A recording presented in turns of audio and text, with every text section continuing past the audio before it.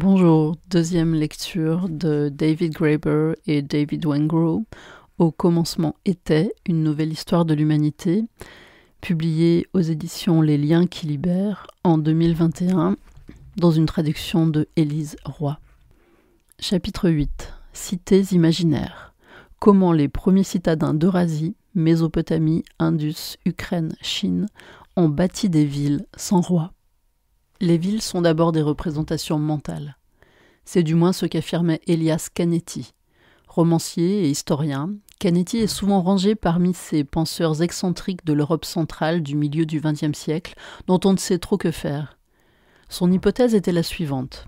Les chasseurs-cueilleurs du Paléolithique, qui s'organisaient en petites communautés, s'étaient forcément demandé, à un moment ou à un autre, à quoi ressemblerait l'existence au sein de groupes plus vastes. Selon lui, on en trouvait la preuve sur les parois des grottes où il ne manquait jamais de représenter des animaux se déplaçant en masses innombrables. Comment penser qu'il ne tentait pas de visualiser de semblables troupeaux d'êtres humains dans leur terrible gloire ? Sans doute songeait-il aussi à tous les disparus, dont le nombre excédait de façon si écrasante celui des vivants. Peut-être même qu'ils essayaient d'imaginer ce qui se passerait si l'on rassemblait en un seul lieu tous les morts qu'avait jamais porté la terre. En un sens, disait Canetti, ces foules invisibles étaient les premières villes humaines, en dépit du fait qu'elles n'existaient qu'en pensée. Tout cela pourrait passer pour des spéculations oiseuses, voire pire encore des spéculations sur des spéculations, mais nous savons aujourd'hui, grâce aux récents progrès de l'étude de la cognition humaine, que Canetti avait mis le doigt sur quelque chose d'important, qui jusqu'alors avait échappé à presque tout le monde. Les très grandes unités sociales sont toujours, dans une certaine mesure, imaginaires. Ou, pour le dire autrement, les empires, les nations ou les métropoles n'ont de réalité que dans notre esprit. Et les liens que nous entretenons avec eux sont toujours radicalement différents de ceux que nous entretenons avec les êtres et les lieux que nous connaissons directement, amis, famille, voisinage. En un sens, l'objectif de la théorie sociale est de tenter de concilier ces deux dimensions distinctes de notre expérience.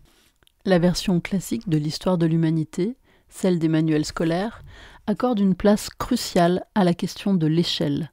Par exemple, la nature relativement démocratique et égalitaire des minuscules clans de cueilleurs au sein desquels nous aurions vécu la majeure partie de notre passé évolutif s'expliquerait par leur taille.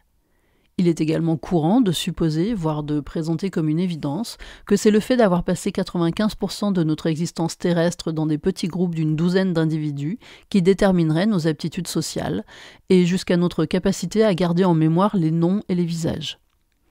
Nous serions faits pour travailler en équipe réduite. Par ricochet, on estime souvent que les vastes concentrations de population sont plus ou moins contre nature et que les humains n'ont pas le bagage psychologique adéquat pour s'y adapter. Voilà pourquoi ces communautés auraient besoin d'échafaudages sophistiqués pour pouvoir fonctionner. Des urbanistes, des travailleurs sociaux, des contrôleurs des impôts ou encore des policiers, pour n'en citer que quelques-uns. S'il en était ainsi, la répartition des premières villes, les premières grandes concentrations durables d'habitants en un lieu unique, devrait en toute logique être calquée sur celle des premiers États. Pendant longtemps, les données archéologiques venues d'Égypte, de Mésopotamie, de Chine, d'Amérique centrale ou d'ailleurs ont paru confirmer cette hypothèse. Rassembler suffisamment de personnes au même endroit, semblait-elle dire, et il est quasi certain qu'elles développeront l'écriture, ou quelque chose d'approchant, en même temps que des administrateurs, des équipements de stockage et de redistribution, des ateliers et des contremaîtres, après quoi elles ne tarderont pas à se diviser en classes sociales. Dans cette optique, la civilisation forme un tout. Si elle est synonyme de détresse et de souffrance pour certains, puisque l'apparition de serfs, d'esclaves ou de péons est inévitable, elle est aussi ce qui rend possible la philosophie, l'art et l'accumulation des connaissances scientifiques. Les découvertes archéologiques des 40 ou 50 dernières années ne suggèrent plus rien de tel. En fait, ce qu'elles nous apprennent renverse totalement ces croyances populaires.